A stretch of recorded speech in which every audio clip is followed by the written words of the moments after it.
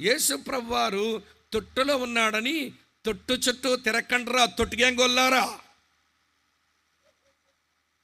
తొట్టు చుట్టూ తిరక్కండి. తొట్టు గ్యాంగ్ క్రైస్తవ్యం అది. సిలువ దగ్గర ఉన్నాడని ఏమండి సిలువ చుట్టూ తిరక్కండి. ఆ సిలువ మేము చెప్పుడో దించేశారు. సిలువలో చేసిన కార్యం అనుభవించు. ఇంకా సిలువను చూసుకొని ఒంటి మీద సిలువలు వేసుకుంటున్నారు. ఒంటి మీద సిలువలు వేసుకుంటే కాదు సిలువ వేసుకోవడం, సిలువతో బ్రతకడం అంటే అనుదినము నీ సిలువను ఎత్తుకొని క్రీస్తుని వెంబడించి బతకమన్నాడు యేసు. అంతేగాని నా సిలువను చూసి అమ్మ వింటున్నారా, ఉంగరం మీద ఉన్న సిలువను చూసి అని ముద్దు పెట్టుకుంటే సిలువ వేసుకున్నట్టు కాదు, సిలువ కార్యం అనుభవించినట్టు కాదు.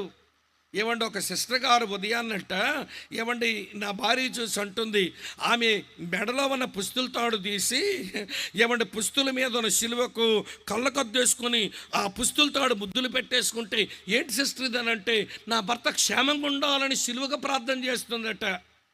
ఏమమ్మా అంత మమకారం మీ ఆయన మీద? అప్పుడప్పుడు మీ ఆయన మీద అలిగి ఈ ముదనష్టపోడు ఎప్పుడు కాలం చేస్తాడా అని నోటితో అంటావు, మరి పుస్తుల తాడు మీద ఉన్న సిలువగా దండం పెడతావే వేషధారి.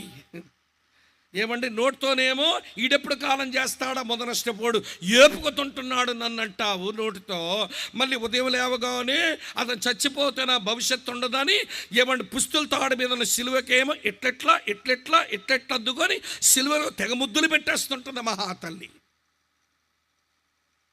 ఇదా సిలువ జీవితం? యేసయ్యను సిలువను చూసుకుంటూ బతకండి అని చెప్పాలా, అనుదినము సిలువనెత్తుకొని నన్ను వెంబడించండి అని చెప్పాడు. సిలువ కార్యం చూడడం అంటే సిలువ ద్వారా సంక్రమించిన పాపక్షమాపణ, సిలువ ద్వారా సంక్రమించే విమోచన, సిలువ ద్వారా సంక్రమించే దేవుని నీతి, సిలువ ద్వారా అనుగ్రహించబడే ఏమండి వినండి అద్భుతమైనటువంటి సమాధానం, సిలువ ద్వారా దొరికే ప్రాయశ్చిత్తం, ఇవన్నీ అనుభవించడం సిలువను అనుభవించడం. కానీ